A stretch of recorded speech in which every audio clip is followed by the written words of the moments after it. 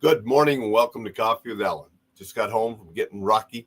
He's so excited to be back home, but he's worried that he's going to have a bath and stuff because usually when he's away, he gets a bath when he gets home, and he doesn't like that. Good to have the little buddy back. Got a new Wharton shirt yesterday, so got my Wharton cup this morning too that I'm drinking out of so I could be coordinated. And wanted to make a really quick little message this morning before I jump off and just get busy catching up after being gone.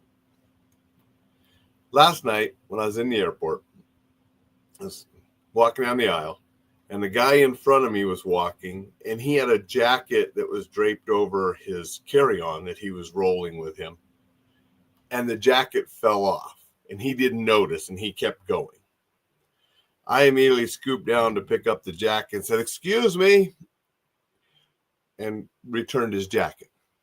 But at the same time I was doing that, 2 or 3 other people that saw it from off on the side, they were a little farther away than me from the jacket, but they saw him walking by and the jacket fall off.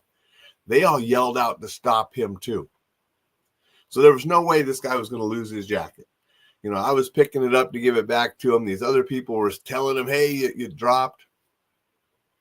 And I just sort of thought about, we help people in a simple little thing like that, which anybody would do if they saw that. But we should help people even more, and even in the more difficult things to help people. I mean, it's very easy to help somebody by picking up something they dropped and handing it back to them and saying, "Hey, you dropped something," just pointing it out so they don't lose it. That's a pretty easy way to help someone. But a lot of people need a little bit more help that might take a little more effort to help them. But just think if we all had that attitude of wanting to help others, and we help them with the little things, but we help them with a little bit bigger things when we were able to as well.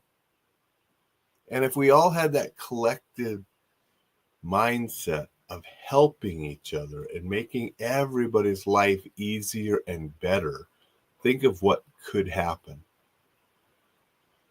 Just a little bit of thought that I had last night with that, after that little thing happened.